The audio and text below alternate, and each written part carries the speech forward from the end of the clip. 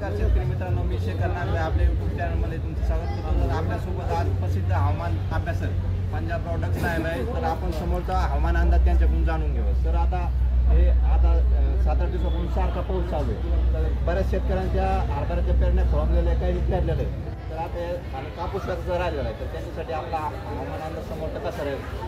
आज आहे 30 ऑक्टोबर 2025. आज उद्या मात्र विदर्भात खूप पाऊस पडणार आहे. उत्तर महाराष्ट्राकडे देखील पडणार आहे. मराठवाड्यात देखील रात्रीच्या विजेच्या कडकडाटासह ठिकठिकाणी पाऊस पडणार आहे. सर्वदूर नाही पडणार, पण पाऊस पडणार आहे. 2 दिवस राज्यात पावसाची 1 नोव्हेंबरपासून पावसाचा जोर कमी होणार आहे. 2-3 आणखीन कमी होईल. त्याच्यानंतर 7 तारखेपासून राज्यात थंडी येणार आहे.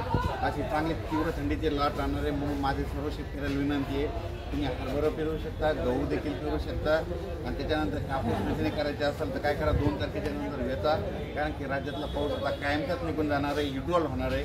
म्हणून हे सर्व शेतकऱ्यांनी अंदाज लागतो. काही हवामान काय म्हणणं आहे की डिसेंबरपर्यंत पाऊस राहणार आहे, कमी ताजवेदी जास्त चालत नाही. आपलं काय म्हणणं आहे? तसं होणार नाही. आता तुम्हाला सांगते, हे जे पाऊस पडायला याचं कारण काय सांगतो, 2 चक्रीवादळ आहेत. एक अरबी समुद्रामध्ये एक चक्रीवादळ आहे, त्याच्यामुळं उत्तर महाराष्ट्राकडे आज आणि उद्या पाऊस पडणार आहे. आणि एक आता विदर्भामध्ये, पूर्व विदर्भात आहे, त्याच्यामुळे विदर्भात जास्त पाऊस पडणार आहे. 2 चक्रीवादळ, 2 हे इकडं जाणार आहे, आपलं हे आसामकडे जाणार आहे आणि ते ओमनकडे जाणार आहे. ते जात असताना काय होणार आहे बघा, 2 तारखेच्या नंतर राज्यात असं वारं सुटल. आणि वारं सुटल्याच्या नंतर धुके येईल आणि थंडीची चाव लागायला सुरुवात होणार आहे. आणि जर पाऊसच सांगायचं झालं तर तुम्हाला कधी येऊ शकतं, दरवर्षी महाराष्ट्रामध्ये 2 डिसेंबर ते 7 डिसेंबरला एक अवकाळी पाऊस येते. म्हणून हे सगळ्यांना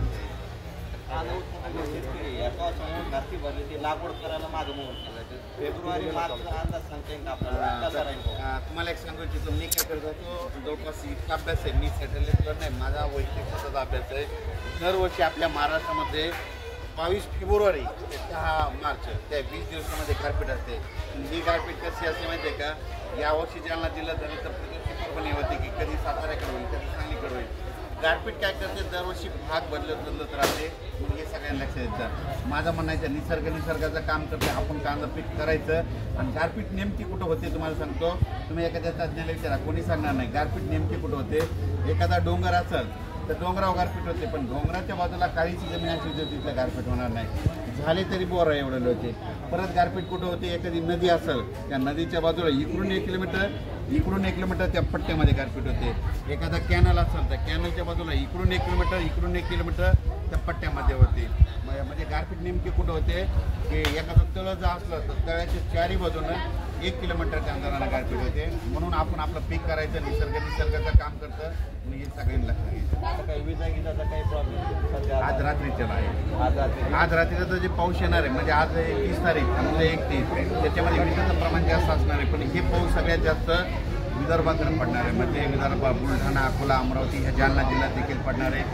उत्तर महाराष्ट्रात पडणार आहे. कोकणपट्टीकडे देखील पडणार आहे. पण त्याच्यानंतर काय होणार आहे, 1 तारखेच्या नंतर पाऊस निघून जायला तयारी करणार आहे, म्हणजे जाण्याचा तयारी करणार आहे. धन्यवाद. हा व्हिडिओ आवडला तर आमच्या चॅनलला नक्की सबस्क्राईब करायला विसरू नका. धन्यवाद.